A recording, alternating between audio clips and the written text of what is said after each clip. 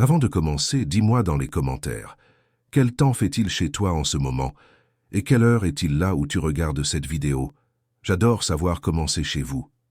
Corrèze, France. Octobre 1894. La brume matinale s'accrochait aux branches des chênes centenaires comme un linceul grisâtre, étouffant les bruits de la forêt corrézienne. Marcel Lefort avançait d'un pas lourd sur le sentier boueux, son fusil de chasse en bandoulière, les yeux plissés contre l'humidité glacée qui transperçait sa veste de laine. À 53 ans, cet homme au visage tanné par le soleil et le vent connaissait chaque arbre, chaque pierre de ces bois. Mais ce matin du 12 octobre, quelque chose clochait. Un silence anormal pesait sur la clairière des Dubreuil. Depuis des années, Marcel entretenait une relation distante avec cette famille étrange qui s'était installée dans la vieille bâtisse de pierre, à près de 3 kilomètres du village de Sainte-Fortunade. Les Dubreuil n'étaient pas du pays. Édouard, le père, un homme grand et voûté aux cheveux prématurément gris, prétendait venir de Lyon. Il avait acheté la propriété abandonnée en 1889 avec de l'argent dont personne ne connaissait l'origine. Une somme considérable pour une maison que les anciens du village évitaient depuis l'épidémie de 1847. « Il cherche la tranquillité », murmurait-on au café du bourg. Mais quelle tranquillité pouvait-on chercher dans une maison où 3 enfants étaient morts de la fièvre noire, où la dernière propriétaire s'était pendue dans la grange? Marcel n'était pas superstitieux, mais il respectait les signes. Et ce matin, le signe était clair. La cheminée de pierre fumait encore, crachant une colonne de fumée grise dans l'air immobile, mais aucun son ne provenait de la demeure. Pas de voix, pas de bruit de vaisselle. Pas même les aboiements de Brutus, le chien de garde des Dubreuil, un molosse noir qui grondait contre quiconque s'approchait trop près. Marcel s'arrêta à la lisière des arbres, observant la maison de 2 étages, dont les volets sombres semblaient le fixer comme des yeux morts. Une inquiétude sourde lui nouait l'estomac. Il avait vu les Dubreuil la veille au soir, depuis sa propre ferme située sur la colline opposée. Les fenêtres étaient éclairées, des ombres se mouvaient derrière les rideaux. Tout semblait normal. « Allons », se dit-il en resserrant sa main sur la crosse de son fusil. « Tu deviens vieux et peureux, Marcel. » Il traversa la clairière détrempée, ses bottes s'enfonçant dans la terre grasse. L'herbe haute, non fauchée depuis des semaines, lui fouettait les jambes. En approchant, il remarqua que la porte d'entrée était entr'ouverte, battant légèrement dans le vent. Son cœur se mit à battre plus vite. « Monsieur Dubreuil » cria-t-il d'une voix qui lui sembla trop faible. « Madame Dubreuil, il y a quelqu'un » Seul le grincement des gonds lui répondit. Marcel poussa la porte du bout de son fusil. L'odeur le frappa immédiatement, non pas une odeur de mort ou de pourriture, mais quelque chose de plus subtil et plus dérangeant. Un mélange de fumée de bois, de cire fondue et de quelque chose de métallique, presque ferreux, qui lui rappela le sang frais d'un cerf abattu. L'intérieur était plongé dans une pénombre grisâtre. Les rideaux épais bloquaient la lumière du jour. Marcel s'avança dans le vestibule, remarquant que les manteaux des Dubreuil pendaient toujours au pater de fer forgé, le lourd par-dessus noir d'Édouard, la cape de laine bleue de Marguerite et les petites vestes des enfants, Céleste et Armand, respectivement 9 et 7 ans. « Il y a quelqu'un » répéta-t-il, sa voix résonnant dans le silence oppressant. Ses pas le menèrent vers la salle à manger. Et là, son sang se glaça. La table était dressée pour 4 personnes. 4 assiettes en porcelaine blanche contenaient encore les restes d'un ragoût figé dans la graisse refroidie. 4 verres à pied étaient renversés, le vin rouge ayant formé des flaques sombres sur la nappe blanche brodée, maintenant tachée et rigide. Les couverts gisaient sur la table et sur le sol, comme jetés précipitamment. 3 chaises étaient repoussées en désordre. La 4e, celle du père, supposait Marcel, gisait sur le flanc, ses pieds pointant vers la cuisine.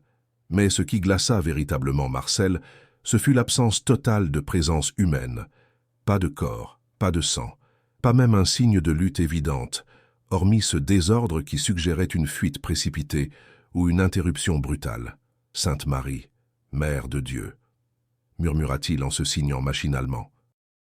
Il fit le tour de la table, examinant chaque détail avec l'œil d'un chasseur habitué à lire les traces. Le feu dans la cheminée de la salle à manger était presque éteint, réduit à quelques braises rougeoyantes. Les bougies du chandelier central s'étaient consumées jusqu'à la base, formant des coulées de cire blanche figées sur le bois sombre.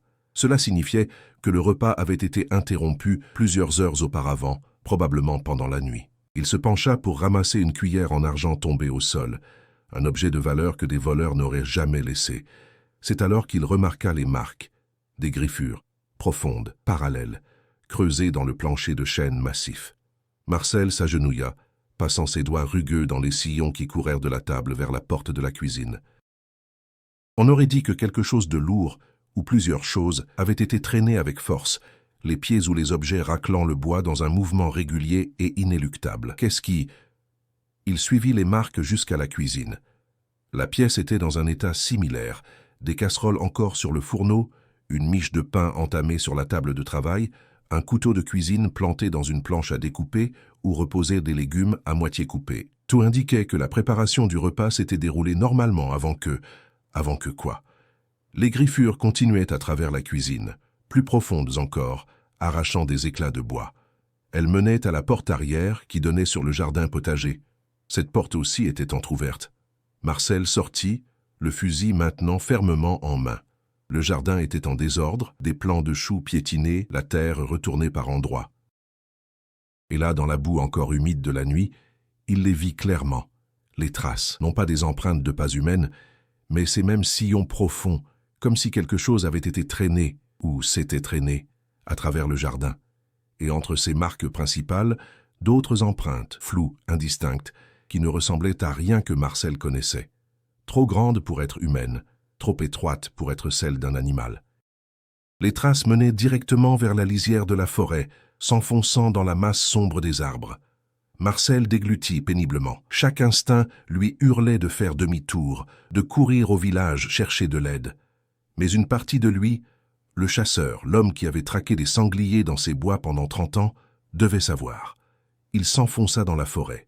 Les arbres se refermaient au-dessus de lui comme une cathédrale végétale, filtrant la lumière déjà faible du matin. Les traces continuaient, clairement visibles dans la mousse humide et les feuilles mortes. Marcel avançait lentement, le doigt sur la détente de son fusil, tous ses sens en alerte. Après une centaine de mètres, les traces devenaient plus chaotiques, comme si ce qui avait été traîné avait commencé à résister. Des branches brisées, de l'écorce arrachée, des touffes de tissu accrochées aux ronces, du coton blanc qui aurait pu provenir d'une chemise de nuit. « Madame Dubreuil » appela-t-il, sa voix avalée par la densité de la forêt. « Les enfants » Rien. Même les oiseaux semblaient avoir déserté cet endroit. Puis les traces s'arrêtèrent brutalement. Marcel se figea. Devant lui s'ouvrait une petite clairière circulaire qu'il ne se souvenait pas avoir jamais vue, bien qu'il connût ces bois par cœur. Au centre se dressait un cercle de pierres moussues, manifestement anciennes, peut-être celtiques ou même plus vieilles.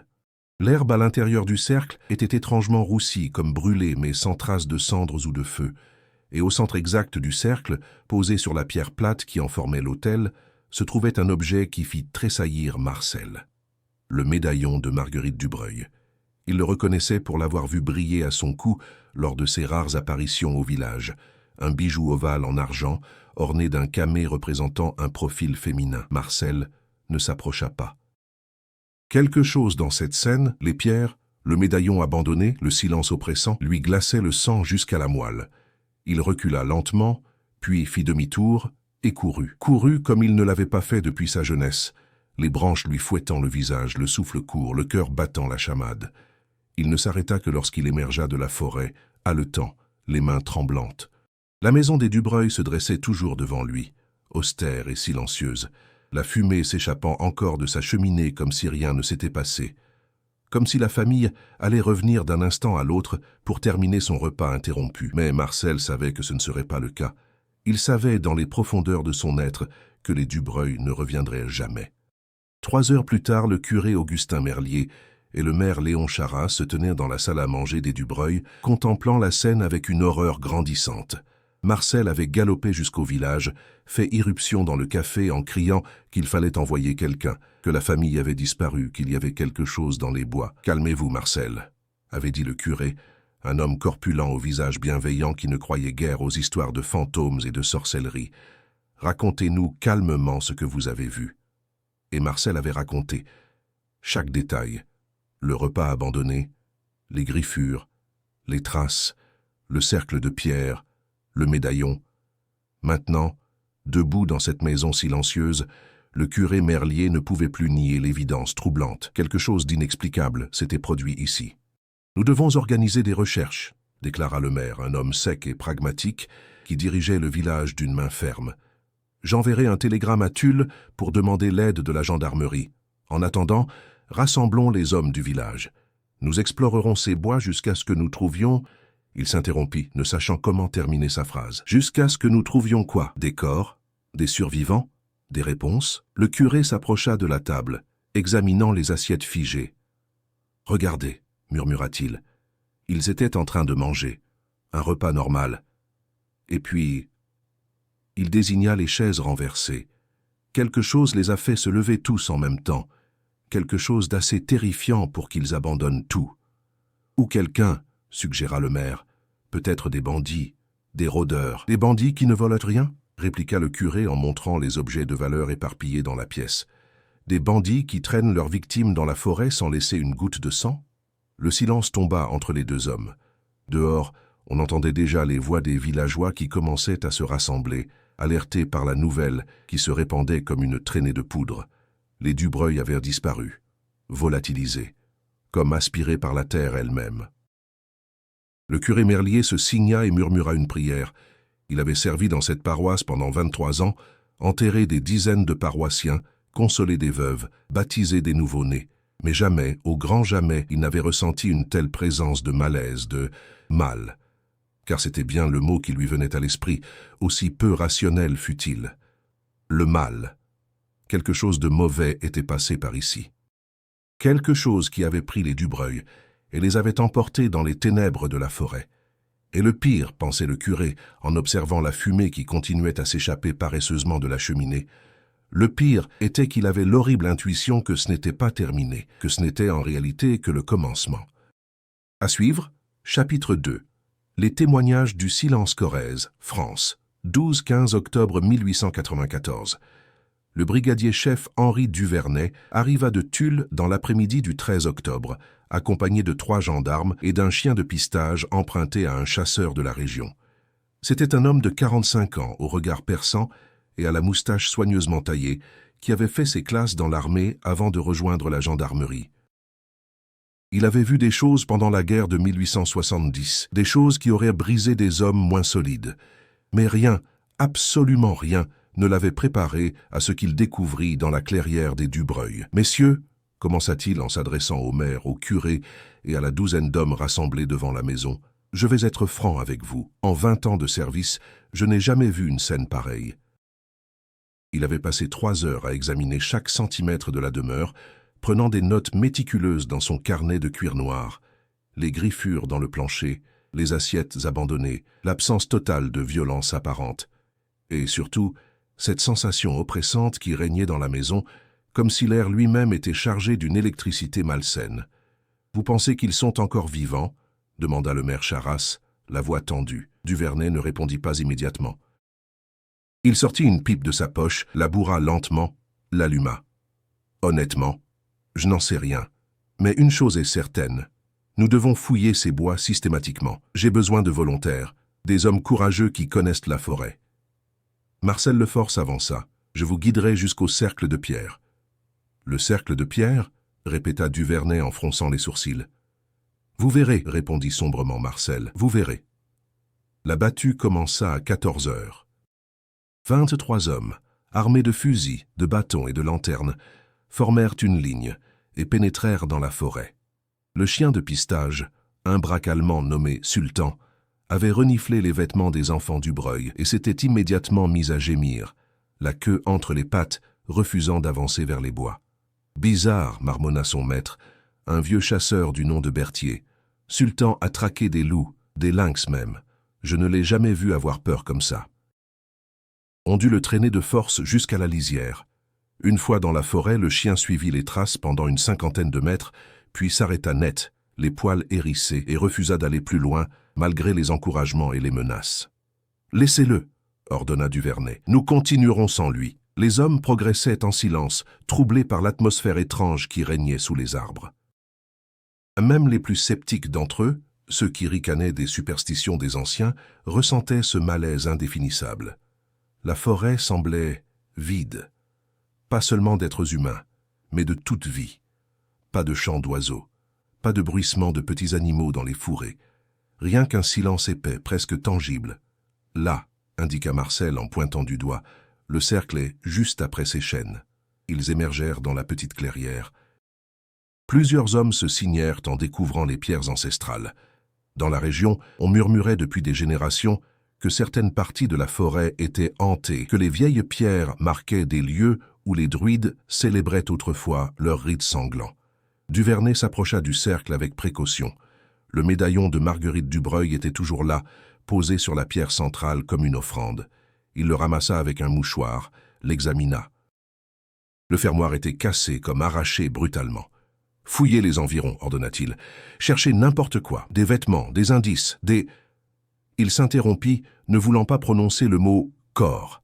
Les hommes se dispersèrent, ratissant méthodiquement la zone. Mais après 2 heures de recherches intensives, ils ne trouvèrent rien. Absolument rien. Pas un bouton, pas un lambeau de tissu, pas même une empreinte claire dans la terre. C'est le jeune Paul Mercier, 19 ans, fils du forgeron, qui fit la première découverte troublante. « Monsieur le brigadier, venez voir ». À une trentaine de mètres du cercle, dissimulé sous un amas de feuilles mortes, Paul avait découvert quelque chose qui glaça le sang de tous les présents. Une poupée de chiffon. La poupée de Céleste Dubreuil, que la fillette emportait partout avec elle selon les rares témoignages des villageois.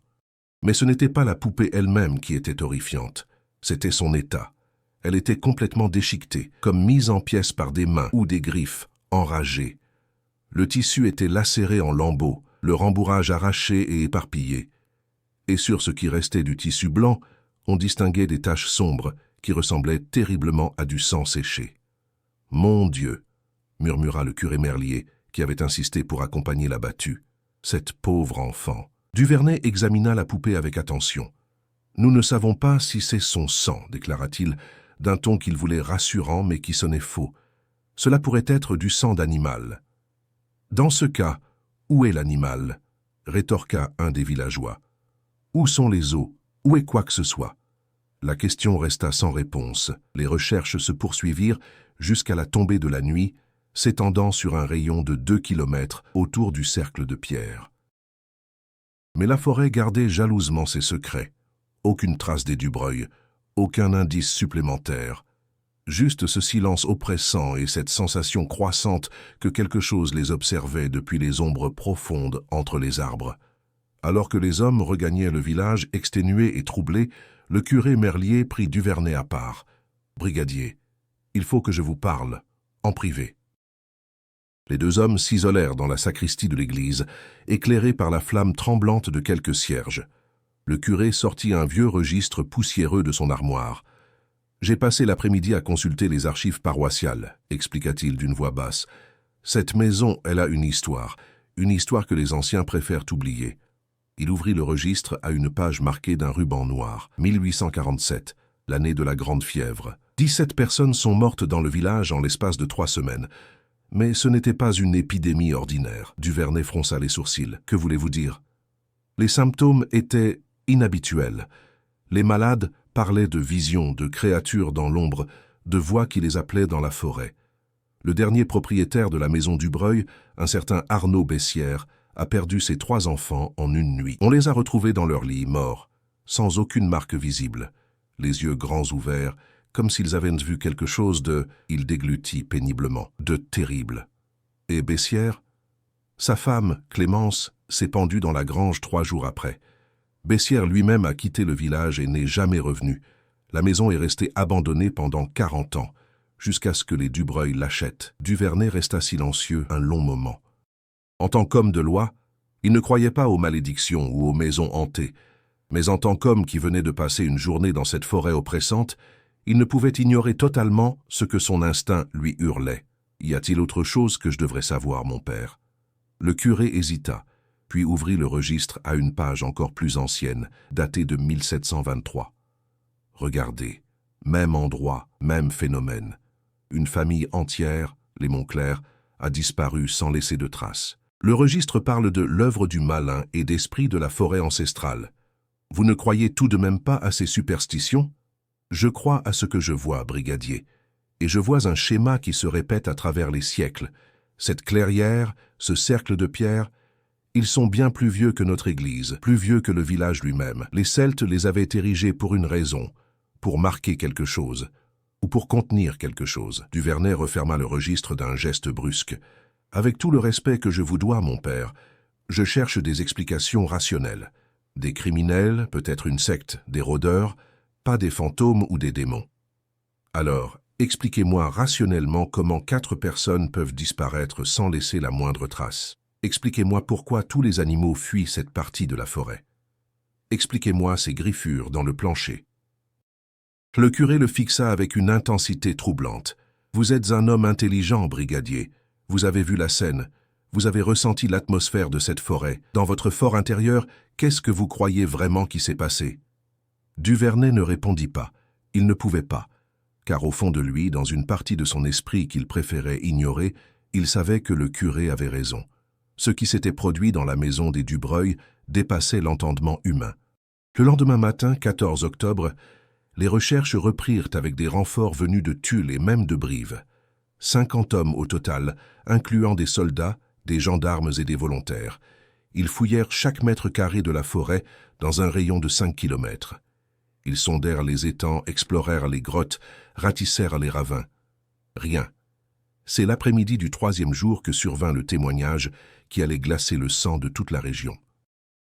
Marguerite Fauché, une vieille femme de 78 ans qui vivait seule dans une cabane à mi-chemin entre le village et la maison des Dubreuil, se présenta au poste de commandement improvisé que Duvernay avait établi dans la cour de l'auberge. « Il faut que je parle », croissa-t-elle de sa voix éraillée par l'âge. « J'ai vu quelque chose, la nuit où ils ont disparu. » Duvernay l'installa dans une pièce calme, lui servit un verre d'eau.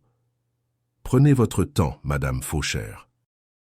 Racontez-moi tout. » La vieille femme tremblait, ses mains noueuses agrippant son châle élimé. « J'ai du mal à dormir, vous comprenez?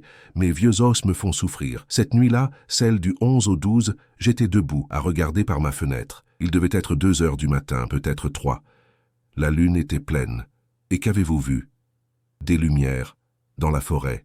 Pas des lanternes ordinaires, non, des lumières, étranges, verdâtres. Elles dansaient entre les arbres, comme des feux follets. Et puis, elle s'interrompit, ses yeux laiteux emplis de terreur. J'ai entendu le chant. Un chant?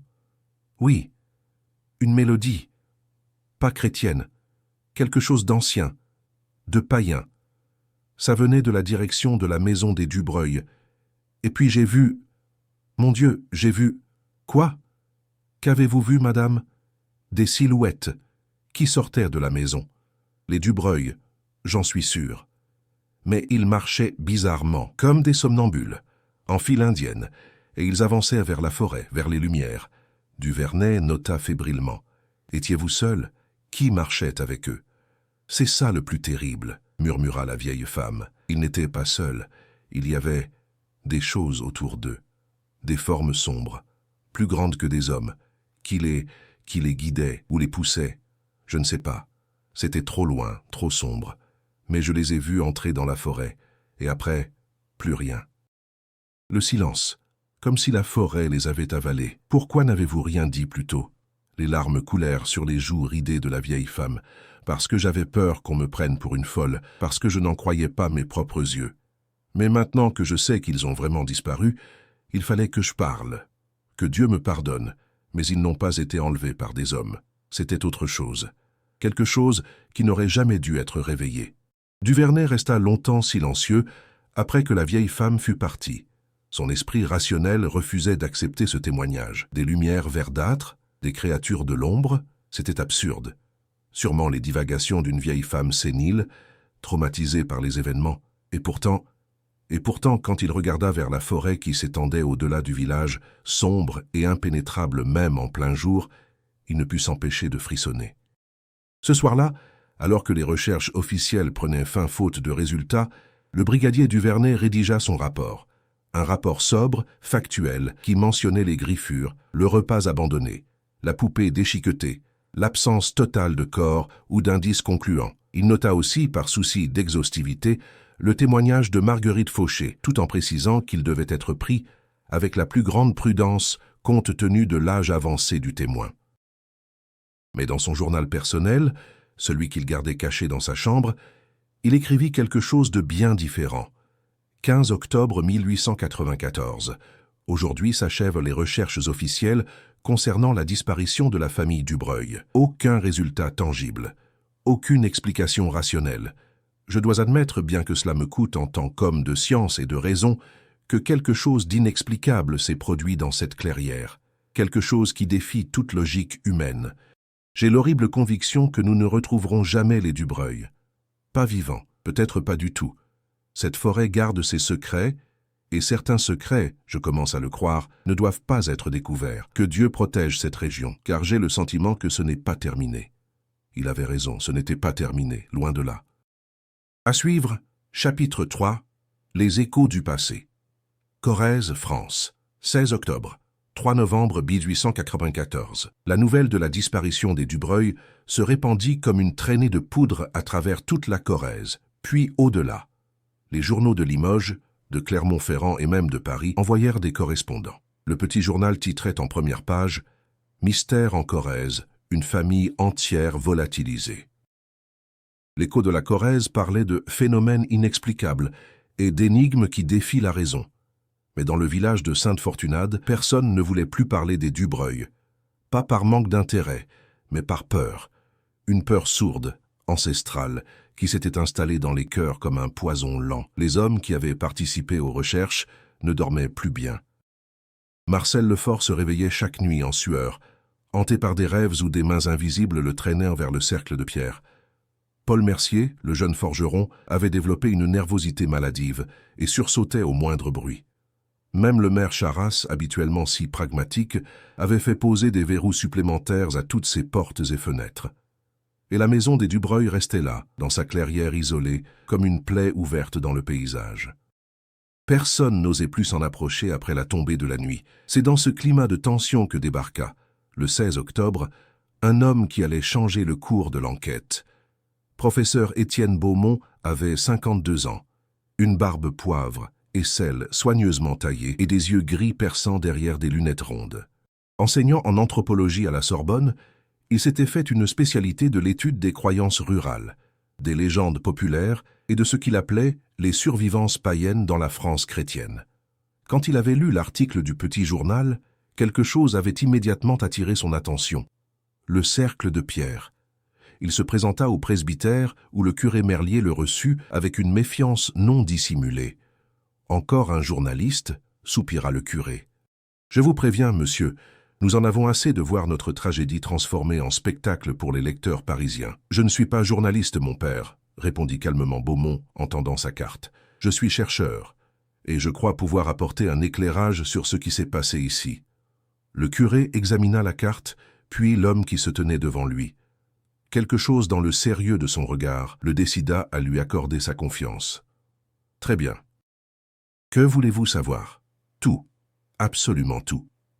Et je voudrais voir le cercle de pierre. » 1 heure plus tard, le curé, le professeur Beaumont et le brigadier Duvernay, rappelés spécialement pour cette visite, se tenaient dans la clairière maudite. Le professeur marchait lentement autour du cercle, examinant chaque pierre avec une attention fascinée. Il sortit un carnet et commença à dessiner des symboles qu'il repérait gravés dans la pierre, à peine visibles sous la mousse et l'érosion des siècles. « Extraordinaire, » murmurait-il. « Absolument extraordinaire. »« Qu'est-ce qui est extraordinaire ?» demanda Duvernay avec impatience. « Ce ne sont que de vieilles pierres. » Beaumont se retourna, ses yeux brillants d'une excitation contenue. « De vieilles pierres ? Brigadier, ce que vous avez devant vous est un site rituel celtique authentique, probablement datant de l'âge du fer, soit il y a plus de 2000 ans. Et voyez ces symboles. » Il désigna des marques gravées, à peine perceptibles. Ce ne sont pas de simples décorations, ce sont des signes de protection, ou plutôt de confinement. « Confinement » répéta le curé, mal à l'aise. Les Celtes croyaient en ce qu'ils appelaient les portes, des passages entre notre monde et l'autre monde. Le Cid, comme ils le nommaient. Ils érigeaient ces cercles de pierre pour marquer ces endroits, et surtout pour les sceller, pour empêcher ce qui était de l'autre côté de traverser. Duvernay ricana, mais son rire sonnait faux. « Vous ne croyez tout de même pas à ces contes de bonne femme, professeur ?» Beaumont le regarda avec gravité. « Je crois aux faits, brigadier. Et le fait est que partout en Europe, là où subsistent ces anciens cercles de pierre, on trouve des récits de disparitions inexplicables, de phénomènes étranges, il hésita, d'incursions. Incursions de quoi? De ceux qui habitent de l'autre côté. Les Celtes les appelaient les Tuatha Dé Danann, les Sidés, ou simplement le peuple. D'autres cultures les ont nommés différemment, fées, elfes, démons. Mais l'essence reste la même, des entités qui ne sont pas humaines, qui existent en marge de notre réalité et qui, à certains moments, peuvent franchir le voile. Le curé se signa. Vous parlez comme si ces choses étaient réelles. Mon père, en 30 ans d'études sur le terrain, j'ai recensé 147 cas de disparitions inexplicables survenus à proximité immédiate d'anciens sites rituels comme celui-ci. 147. Toutes avec des similitudes troublantes. Absence de corps, absence de traces, témoignages de lumières étranges, de chants dans la nuit, Il s'interrompit, sortant de sa sacoche un épais dossier. « Tenez, lisez. » Il tendit une liasse de documents jaunis au brigadier. Duvernet les parcourut, son scepticisme cédant peu à peu la place à un malaise grandissant. Bretagne, 1823. Une famille de paysans disparus près d'un dolmen. Ardennes, 1867. 3 enfants volatilisés près d'un menhir. Auvergne, 1879. Un berger et son troupeau de 20 moutons évaporés sans laisser de traces, près d'un ancien site druidique. Partout, toujours, le même schéma. Mais pourquoi maintenant? Demanda le curé d'une voix tremblante. Ces pierres sont là depuis des siècles. Pourquoi les Dubreuil? Pourquoi cette année? Beaumont s'agenouilla, passant sa main sur la pierre centrale de l'autel. Parce que quelque chose a été perturbé. Ces sceaux, ces protections, ils s'affaiblissent avec le temps. Et il suffit parfois d'un événement, d'une action humaine pour les briser complètement. Dites-moi. Il se tourna vers eux. Les Dubreuil ont-ils fait des travaux dans la maison? Creusé dans le jardin? Modifié quelque chose dans la propriété? Le curé et le brigadier échangèrent un regard. Maintenant que vous le mentionnez, dit lentement Duvernet, Marcel Lefort m'a dit que Dubreuil avait creusé un puits il y a 6 mois. Un puits profond, près de la limite de sa propriété. Près de la forêt? Oui, juste à la lisière. Beaumont ferma les yeux comme si cette information confirmait ses pires craintes. Ils ont creusé, ils ont brisé la terre sacrée, et ils ont ouvert un passage. Un passage vers quoi, bon sang? Explosa Duvernet, sa patience à bout. Le professeur le regarda avec une tristesse profonde. Vers l'autre monde, brigadier, vers un endroit où les lois de notre réalité ne s'appliquent pas. Un endroit dont les anciens savaient qu'il fallait le tenir scellé. Et les Dubreuil. Il soupira. Les pauvres Dubreuil ont payé le prix de leur ignorance. Cette nuit-là, Beaumont insista pour dormir dans la maison des Dubreuil. Malgré les protestations horrifiées du curé et du brigadier, il fut inflexible.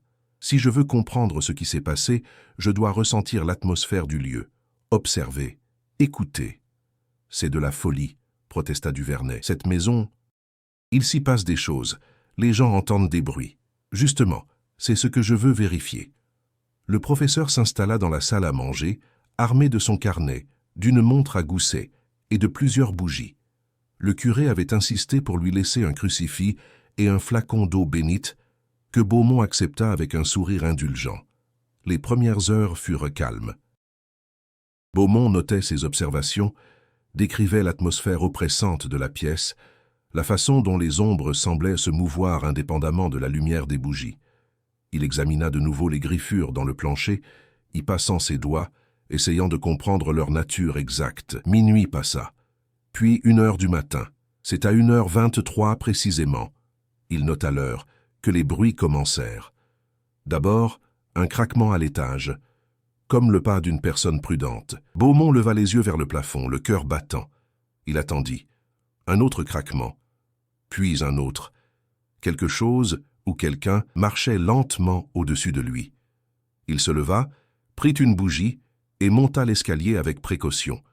Le bois gémissait sous ses pas. L'étage supérieur était plongé dans l'obscurité. Les 4 chambres étaient vides, leurs portes ouvertes béantes comme des bouches silencieuses. « Il y a quelqu'un » appela-t-il, sa voix résonnant étrangement dans le vide. Silence. Il entra dans la chambre des parents. Le lit était encore fait, la couverture tirée impeccablement. Sur la table de nuit, une Bible et des lunettes de lecture. Tout était parfaitement en ordre, figé dans le temps. C'est alors qu'il l'entendit, un son si faible qu'il crut d'abord l'avoir imaginé, un murmure. Non, plusieurs murmures, des voix qui parlaient dans une langue qu'il ne connaissait pas, une langue aux sonorités gutturales et mélodieuses à la fois. Elles semblaient venir des murs eux-mêmes. Beaumont se figea, tous ses sens en alerte. Les murmures augmentaient en intensité, formant presque une conversation, un dialogue entre des entités invisibles. Et puis, distinctement, il entendit un mot qu'il reconnut, un mot en vieux celte qu'il avait étudié dans ses recherches, Sidnatain, la porte du feu. La flamme de sa bougie vacilla violemment, projetant des ombres dansantes sur les murs. Et dans ces ombres, pendant une fraction de seconde, Beaumont crut voir des formes, des silhouettes élancées, trop grandes, trop fines pour être humaines, qui semblaient l'observer avec une curiosité malveillante. Il recula précipitamment, faillit trébucher dans l'escalier, dévala les marches. Dans la salle à manger, il s'adossa au mur, le souffle court, le cœur battant à tout rompre. Sur son carnet ouvert resté sur la table, quelque chose avait été écrit pendant son absence. Une écriture tremblante, presque illisible. Ils ne sont pas partis, ils ont été pris, et nous attendons les prochains. Ce n'était pas son écriture. Beaumont quitta la maison à l'aube, pâle et tremblant. Il se rendit directement au presbytère, où le curé Merlier, qui n'avait pas dormi de la nuit, l'attendait avec du café chaud et des prières anxieuses. « Alors » demanda le curé d'une voix rauque. « Qu'avez-vous vu » Beaumont but son café d'un trait, ses mains tremblant légèrement. « Vous aviez raison, mon père. Cette maison, elle n'est pas vide. Elle est habitée, pas par des fantômes, non, par quelque chose de bien plus ancien, de bien plus dangereux. » Il sortit son carnet, montra la phrase mystérieuse. « Ce n'est pas moi qui ai écrit cela. J'étais à l'étage quand c'est apparu. » Le curé se signa, murmurant une prière en latin.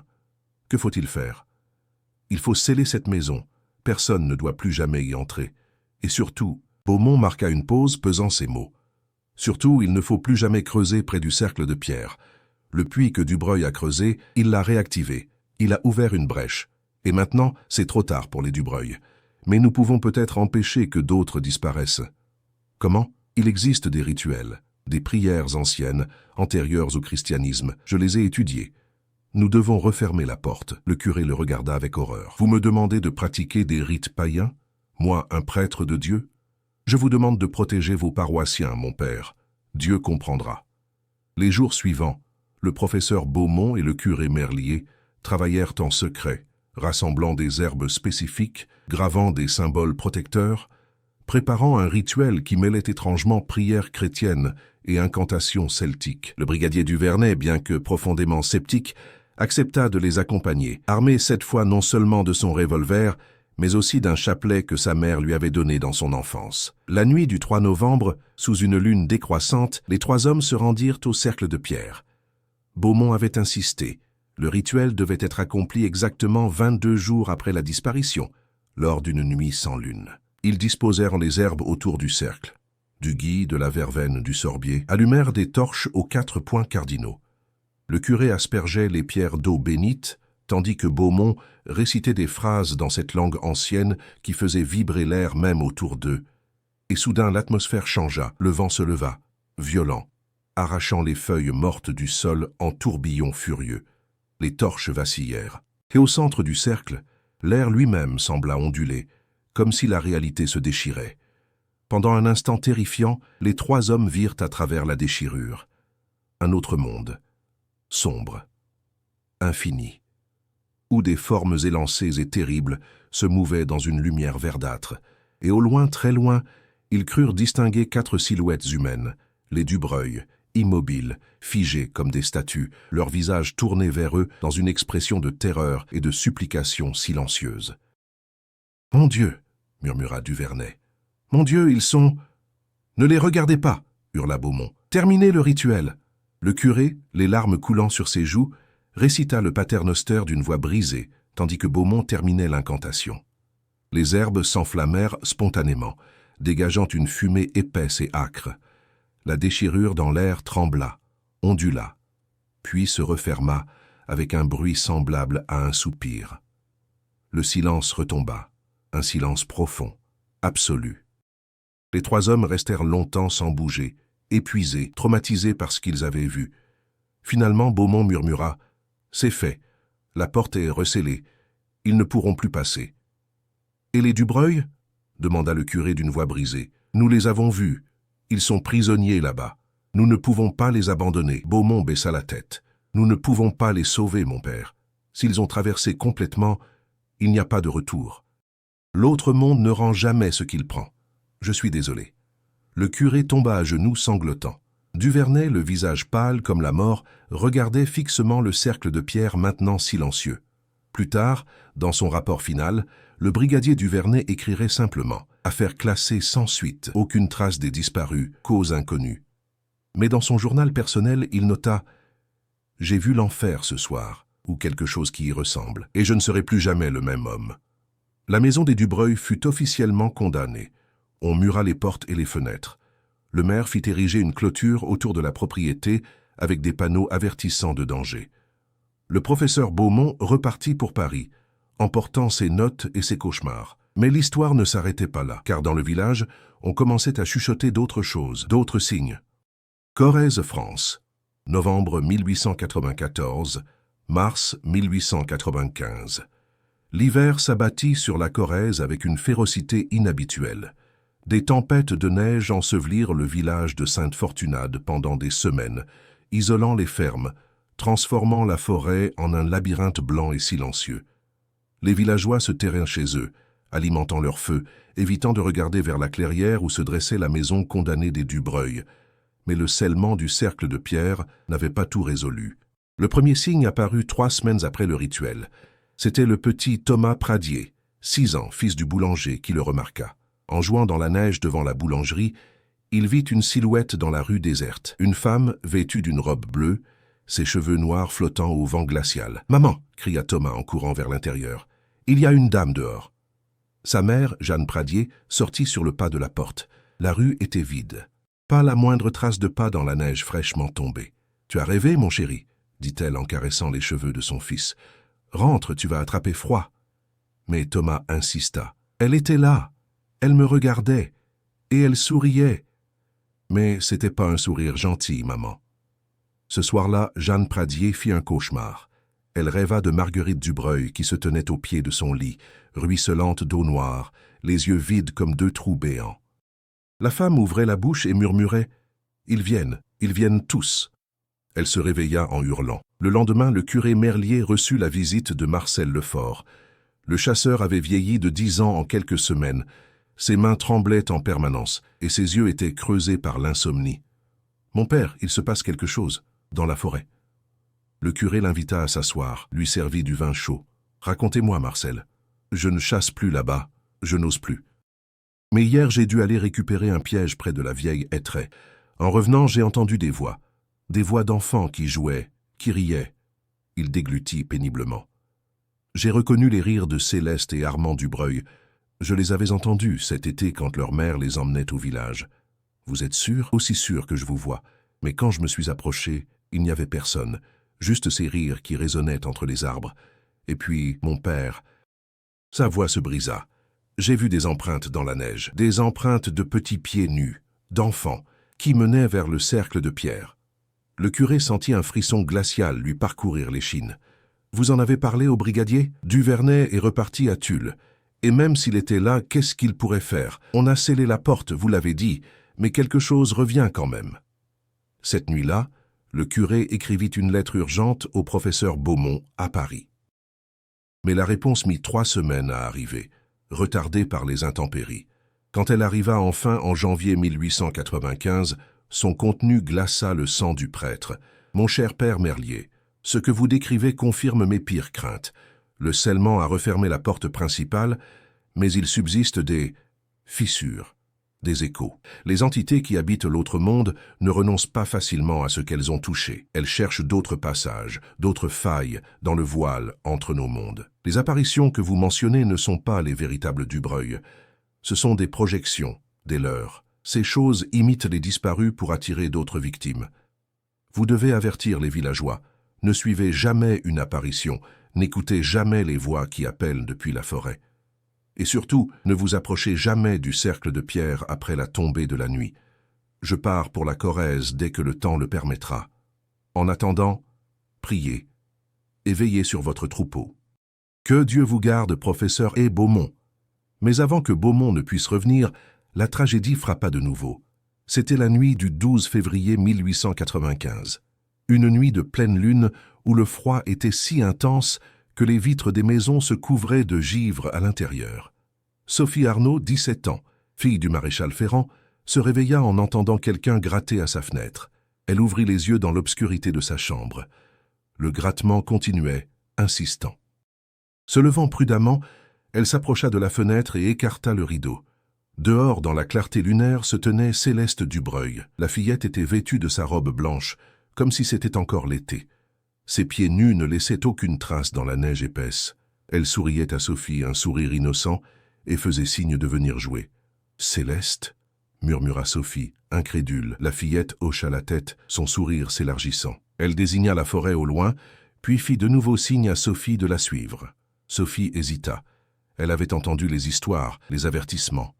Mais c'était Céleste, la petite Céleste qu'elle avait gardée plusieurs fois l'été dernier. Comment pouvait-elle lui faire du mal? Presque en transe, Sophie enfila sa robe de chambre et descendit l'escalier sur la pointe des pieds. Sa famille dormait. Elle ouvrit la porte d'entrée et sortit dans le froid mordant. Céleste l'attendait dans la rue, toujours souriante. Quand Sophie avança vers elle, la fillette recula, riant doucement, comme dans un jeu. Un jeu qui menait vers la lisière du village, vers la forêt. « Attends, Céleste, où vas-tu » La fillette ne répondit pas. Elle continuait de reculer, son rire cristallin résonnant dans la nuit glacée. Sophie la suivit. Ce fut le père de Sophie, réveillé par un cauchemar, qui découvrit l'absence de sa fille au petit matin. La porte d'entrée était grande ouverte, laissant entrer le vent glacial. Dans la neige, une seule série d'empreintes, celle de Sophie, menait vers la forêt. Pas de trace de la fillette fantomatique. L'horreur et la panique s'emparèrent du village. Une nouvelle battue fut organisée, mais cette fois, les hommes étaient terrifiés. Ils avançaient en groupes serrés, armés jusqu'aux dents, récitant des prières à voix haute. Ils trouvèrent Sophie 3 heures plus tard. Elle était assise au pied d'un chêne, à moins de 50 mètres du cercle de pierre, vivante mais complètement catatonique. Ses yeux grands ouverts fixèrent le vide. Ses lèvres bougeaient sans cesse, murmurant des mots incompréhensibles dans cette langue ancienne et gutturale. Quand ils la ramenèrent au village, le médecin local, le docteur Armand Favier, l'examina longuement. Physiquement, elle était indemne. Pas de blessure, pas de gelure, malgré les heures passées dans le froid. Mais mentalement, c'est comme si son esprit était ailleurs, expliqua-t-il au curé et aux parents désespérés. Elle respire, son cœur bat, mais elle ne nous voit pas. Elle ne nous entend pas. Elle est prisonnière de quelque chose. Sophie resta dans cet état pendant 3 jours, ne mangeant pas, ne buvant pas, murmurant sans cesse ces paroles étranges. Et puis, la 3e nuit, elle se réveilla en hurlant. Des hurlements si perçants que tout le village les entendit. Quand le curé et le docteur arrivèrent en courant, Sophie était assise dans son lit, les yeux enfin conscients mais emplis d'une terreur absolue. « Ils sont là », sanglota-elle. « Ils sont tous là. Les Dubreuil, mais ce ne sont plus eux. C'est quelque chose d'autre qui porte leur peau. Et ils veulent revenir. Ils veulent tous revenir. Qu'as-tu vu, mon enfant » demanda doucement le curé. Les mots se déversèrent de Sophie comme un torrent. Céleste m'a emmené au cercle. Mais une fois là-bas, elle a changé. Son visage s'est déformé. Ses yeux sont devenus noirs, complètement noirs. Et elle a parlé, mais ce n'était pas sa voix. C'étaient des dizaines de voix en même temps.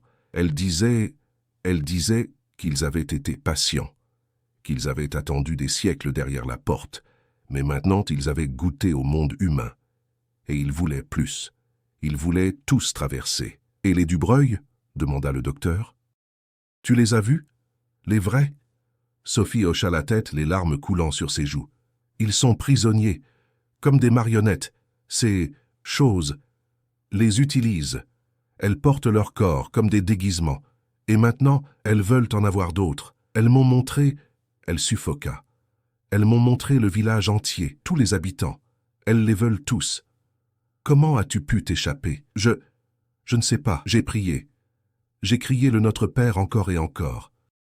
Et soudain j'étais de retour sous l'arbre, comme si elle m'avait rejeté, comme si elle m'avait laissé partir pour que je puisse raconter, pour que je puisse avertir.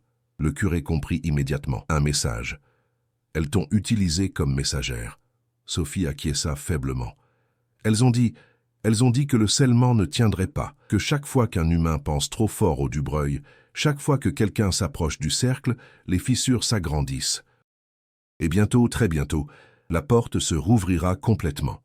Corrèze, France, mars 1895. Le professeur Beaumont revint le 15 mars, accompagné cette fois de 2 autres chercheurs de la Société française d'études folkloriques, Madame Élise Renard, spécialiste des rituels de protection, et Monsieur Julien Desrosiers, expert en langues anciennes. Ils s'installèrent dans le presbytère et passèrent 3 jours à interroger Sophie, à étudier les phénomènes, à analyser les témoignages. Leurs conclusions furent terrifiantes.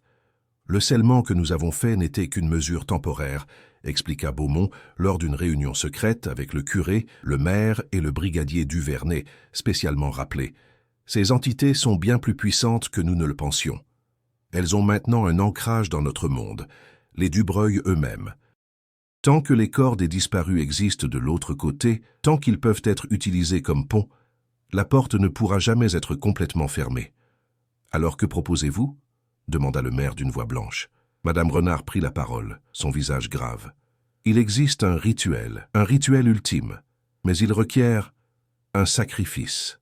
Le silence tomba sur la pièce. Quel genre de sacrifice ? Demanda lentement le curé, redoutant la réponse. Un sacrifice volontaire, précisa Beaumont. Quelqu'un doit traverser la porte, pénétrer dans l'autre monde et détruire le lien que ces entités ont créé avec les Dubreuil. Cela implique de libérer les âmes prisonnières, de les aider à passer définitivement de l'autre côté, pour que leur corps ne puisse plus être utilisé. C'est de la folie, murmura Duvernay. Celui qui ferait ça ne reviendrait jamais, compléta Desrosiers. L'autre monde ne libère pas les vivants. Celui qui traverse de son plein gré y reste, pour toujours. Le curé se leva brusquement, renversant sa chaise. Non, je ne permettrai pas qu'on demande à quelqu'un de se sacrifier. Nous trouverons un autre moyen. Il n'y en a pas, répondit doucement Madame Renard. Croyez-moi, nous avons cherché, étudié tous les précédents. Chaque fois qu'une porte s'est ouverte dans l'histoire, soit elle a été recellée au prix d'un sacrifice, soit elle hésita. Soit la région entière a été dépeuplée. Les entités ont traversé, prenant corps après corps, jusqu'à ce qu'il ne reste plus rien. Combien de temps avons-nous ? Demanda le maire d'une voix étranglée. Beaumont consulta ses notes. D'après mes calculs, basés sur la fréquence croissante des apparitions, quelques semaines. 1 mois tout au plus.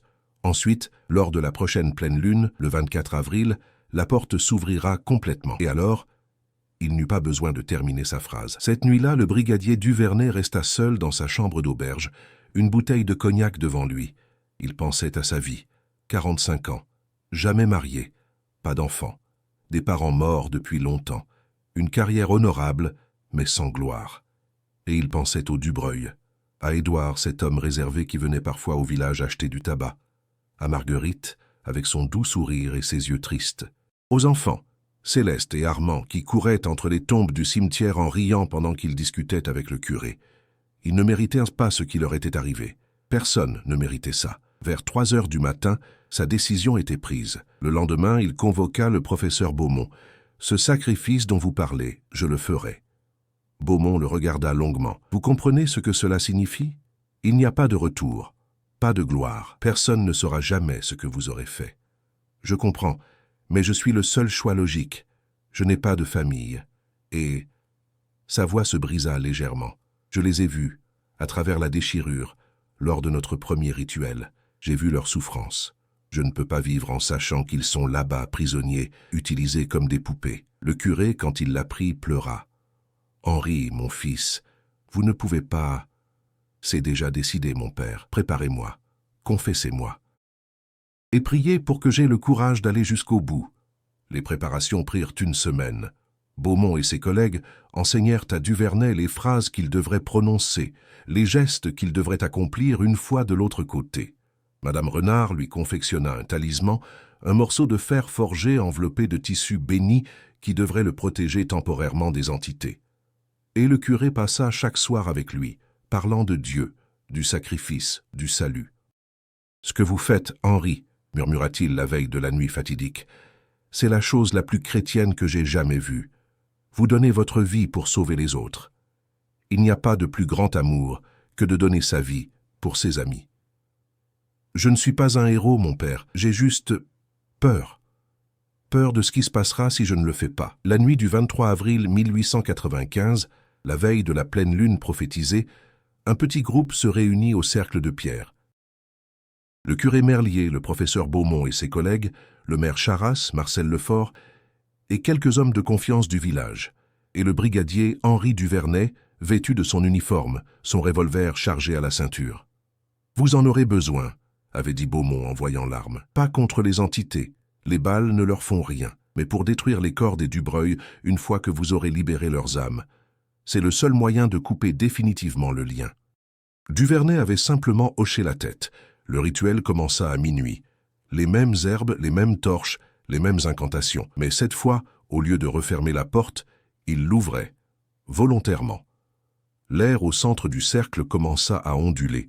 Une lumière verdâtre émergea du sol, se répandant comme un liquide luminescent. Et lentement, la déchirure s'ouvrit. L'autre monde se révéla dans toute son horreur. Un paysage de cauchemar, des arbres tordus aux branches comme des griffes. Un ciel sans étoiles, d'où tombait une pluie qui ne mouillait pas. Et partout des formes, des silhouettes élancées et terribles qui observaient avec des yeux qui brillaient comme des braises. Au centre, attachés à des arbres morts, les Dubreuil. Ou plutôt, ce qu'il en restait. Leur corps était intact, mais leur visage changeait constamment, passant de l'humain au monstrueux, comme si deux êtres occupaient le même espace. « Mon Dieu !» murmura le curé. « Mon Dieu, pardonnez-nous !» Duvernay se tourna vers le groupe. Il ne pleura pas, il sourit simplement. « Prenez soin de ce village, mes amis, et n'oubliez jamais ce qui s'est passé ici. Le monde est plus étrange et plus dangereux que nous ne le croyons. » Puis, sans hésitation, il franchit la déchirure. La sensation fut indescriptible, comme si chaque molécule de son corps était étirée, démembrée, recomposée. Il hurla, mais aucun son ne sortit. Et puis, soudain, il était de l'autre côté, le froid. Un froid qui ne venait pas de la température, mais de l'absence même de vie. L'autre monde était un endroit mort, où rien de vivant n'aurait jamais dû exister. Les entités l'entourèrent immédiatement. Elles étaient encore plus terrifiantes de près. Des êtres de pure malveillance, sans visage réel, juste des formes qui suggéraient vaguement l'humanoïde. « So, voilà un volontaire », sifflèrent-elles d'une seule voix. Un mortel qui vient nous offrir son enveloppe. Comme c'est généreux. Duvernay serra le talisman dans sa main. La douleur était atroce. Le fer brûlait sa paume, mais il le tenait fermement. « Je ne viens pas pour vous, je viens pour eux. » Il courut vers les arbres où les Dubreuil étaient attachés. Les entités essayèrent de l'arrêter, mais le talisman les repoussait, créant une bulle de protection autour de lui. Édouard Dubreuil leva les yeux. Son visage humain émergea un instant de la masse changeante. « Aidez-nous » haleta-t-il. Duvernay sortit son revolver. « Je suis désolé, c'est le seul moyen de vous libérer. » Il tira. Une balle dans le cœur d'Édouard, puis Marguerite, puis, avec des larmes coulant sur ses joues, les enfants. Chaque tir libéra une lumière, les âmes des Dubreuil qui s'échappaient enfin montant vers quelque chose, quelque part de meilleur. Les entités hurlèrent, un son qui déchira la réalité elle-même. Elles se ruèrent sur Duvernay, et le talisman, sa protection épuisée, se désintégra en cendres. Dans le monde réel, les témoins virent la déchirure pulser violemment. Des lumières, 4 lumières blanches et pures, en jaillirent, montant vers le ciel nocturne avant de disparaître. Puis la déchirure commença à se refermer. « Non !» cria Beaumont, « il est encore à l'intérieur ! Henri !» Mais Duvernay ne revint pas. La porte se referma avec un bruit de tonnerre, laissant le cercle de pierre silencieux et mort. Le brigadier-chef Henri Duvernay n'existait plus. Le lendemain, on retrouva son uniforme soigneusement plié dans sa chambre, avec une lettre adressée au curé. « Mon père, si vous lisez ceci, c'est que je suis parti. Ne pleurez pas pour moi. J'ai fait ce qui devait être fait. Les Dubreuil sont libres maintenant, et j'espère avoir sauvé le village. Dites à ma mère, si vous la voyez au cimetière, que son fils est mort en héros, même si personne ne le saura jamais. Que Dieu vous bénisse tous, Henri. » Le printemps revint à Sainte-Fortunade. Les arbres bourgeonnèrent. Les oiseaux chantèrent de nouveau dans la forêt. Et au cercle de pierre, l'herbe repoussa verte et saine couvrant les cicatrices de la terre. La maison des Dubreuil resta condamnée. Le maire fit graver une plaque sur la clôture. Propriété dangereuse. Accès strictement interdit, par ordre municipal. Mais il n'expliqua jamais pourquoi. Le professeur Beaumont et ses collègues repartirent pour Paris, emportant leurs notes et leurs cauchemars. Madame Renard ne dormit plus jamais paisiblement. Desrosiers développa une phobie des espaces fermés.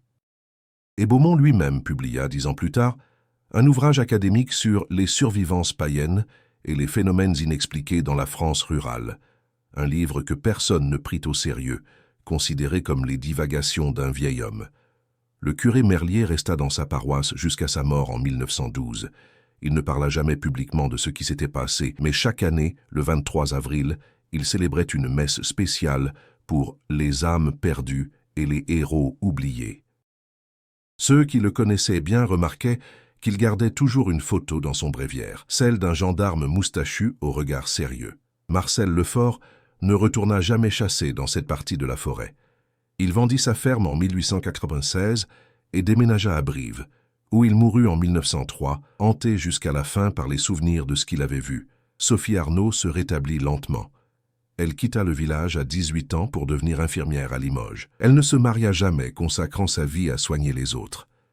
Avant de mourir en 1954, à 86 ans, elle confia à une jeune infirmière « J'ai vu l'enfer une fois, le vrai, et j'ai passé le reste de ma vie à essayer de faire le bien pour équilibrer la balance. » Les apparitions cessèrent, les phénomènes étranges prirent fin. Le village retrouva sa paix. Mais les anciens n'oublièrent jamais, la maison des Dubreuil est toujours là. 130 ans ont passé. La clôture est tombée en ruine. Les panneaux d'avertissement ont été emportés par le temps. Les volets ont pourri, révélant des fenêtres brisées comme des yeux crevés. Les jeunes du village, maintenant une petite ville touristique, racontent l'histoire autour des feux de camp. La maison hantée des Dubreuil, disent-ils en riant. Une légende locale. Un conte pour faire peur. Parfois, des explorateurs urbains viennent la photographier. Ils forcent la porte, explorent les pièces poussiéreuses, filment des vidéos pour YouTube. On cherche des fantômes. Lol. Ils trouvent une maison vide, abandonnée, banale, mais ils ne restent jamais après la tombée de la nuit. Parce que même eux, avec leur scepticisme moderne et leur caméra HD, ressentent quelque chose, une présence, un malaise qu'ils ne peuvent expliquer. Dans la forêt, le cercle de pierre attend toujours, couvert de mousse, oublié. Les symboles de protection gravés par Beaumont sont encore visibles si on sait où chercher. Et parfois, les nuits de pleine lune, des randonneurs perdus parlent d'avoir vu des lumières entre les arbres, verdâtres, dansantes. Ils parlent d'avoir entendu des voix qui les appelaient par leur nom. Ils parlent d'avoir vu des silhouettes, une famille entière, qui se tenait au bord de la clairière, souriant, faisant signe de s'approcher. Mais ce ne sont que des histoires, des légendes. N'est-ce pas? Dans les archives de la gendarmerie de Tulle, dans un dossier poussiéreux marqué « Affaire non résolue 1894 », une note manuscrite est agrafée au rapport final. Le brigadier-chef Henri Duvernay a disparu dans l'exercice de ses fonctions le 23 avril 1895. Aucune trace de son corps n'a été retrouvée. Présumé mort, médaille du mérite décernée à titre posthume. Que son sacrifice ne soit jamais oublié. Que sa vigilance nous inspire, car les portes ne sont jamais vraiment scellées. Elles attendent, toujours. Fin.